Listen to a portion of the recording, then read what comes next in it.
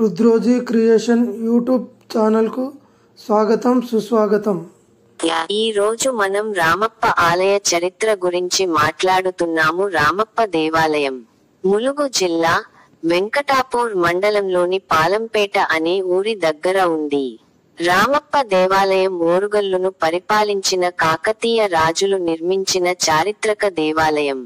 ఇది తెలంగాణ రాష్ట్ర రాజధాని అయిన హైదరాబాదు నగరానికి 220 కి.మీ.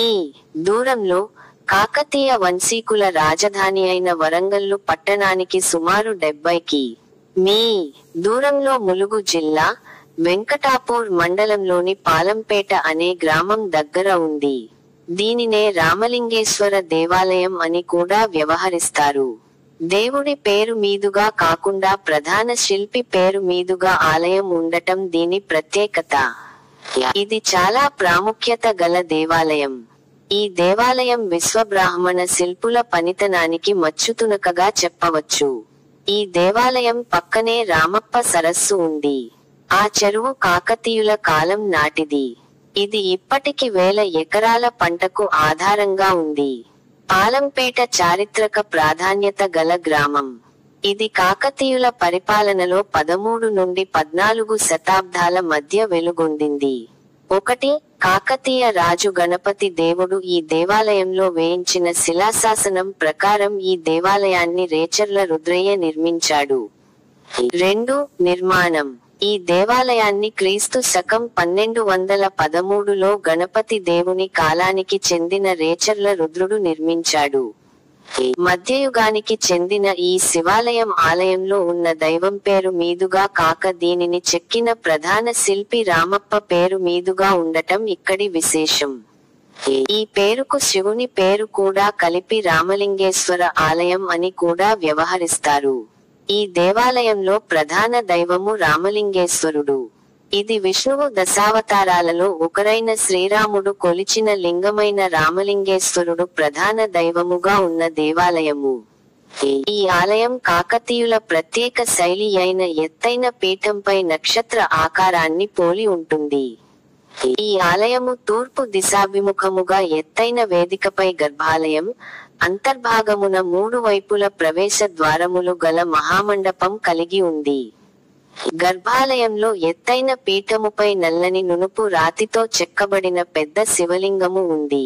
గర్భగుడికి ఎదురుగా ఉన్న మహామండపము మధ్య భాగమున కల కుడ్య స్తంభములు, వాటిపై గల రాతి దూలములు రామాయణ, పురాణ, ఇతిహాస గాథలతో కూడిన నిండైన అతి రమణీయమైన శిల్పములు కలిగి ఉన్నాయి. మండపం పైకప్పు మీద శిల్ప కళాసౌందర్యము చూడతగినది. ఈ మహా మండపము వెలుపలి అంచున పైకప్పు క్రింది భాగమున నల్లని నునుపు రాతి పలకములపై వివిధ భంగిమలతో సర్వాంగ సుందరముగా చెక్కబడిన మదనిక, నాగిని శిల్పములు కాకతీయుల శిల్పకళాభిరుచులకు చక్కటి తార్కాణాలు. ఈ దేవాలయ ప్రాంగణలో ఇతర కట్టడములలో నంది మండపము, కామేశ్వర, కాటేశ్వర మొదలగు ఆలయములు చూడదగినవి. దేవాలయము శిల్ప సంపద కాకతీయ రాజుల నాటి శిల్ప శైలి తెలుపుతున్నది. దేవాలయం అత్యంత తేలికైన ఇటుకలతో నిర్మితమైనది. ఈ ఇటుకలు నీటి మీద తేలే అంత తేలికైనవి. ఇక్కడ ఆలయానికి ఎదురుగా ఉన్న నందికి ఒక ప్రత్యేకత ఉంది. ఒక కాలు కొంచెం పైకి ఎత్తి పట్టుకొని, చెవులు రిక్కించి యజమాని ఎప్పుడు ఆజ్ఞాపిస్తాడా అన్నట్లుంటుంది. ముందు నుంచి ఏ దిశ నుంచి చూసినా నంది మన వైపే చూస్తున్నట్లుంటుంది. లోపల 2 శివుని సన్నిధులు ఉన్నాయి. శివుని వైపు చూస్తున్న నంది చెక్కబడి ఇప్పటికి చెక్కుచెదరకుండా ఉంది. ఆలయ ప్రత్యేకతలు. మార్చు.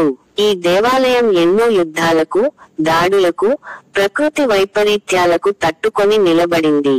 దేవాలయ ప్రాంగణంలో చిన్న కట్టడాలను నిర్లక్ష్యంగా వదిలి వేయడం వలన అవి కొన్ని ప్రస్తుతం శిథిలావస్థలో ఉన్నాయి. కొంతమంది ఇక్కడున్న నీళ్లపై తేలే ఇటుకలను తీసుకొని వెళ్లిపోవడం ప్రారంభించారు. 5. అప్పటి నుంచి భారతీయ పురాతత్వ పర్యవేక్షక శాఖ దీన్ని ఇప్పుడు తమ ఆధీనంలోకి తీసుకొని పరిరక్షిస్తుంది. ప్రధాన ద్వారం దగ్గర ప్రాకారం కూడా శిథిలమై ఉంది. కాబట్టి ఇప్పుడు పడమర వైపు ఉన్న చిన్న ద్వారం ద్వారానే ప్రవేశం ఉంది. 6.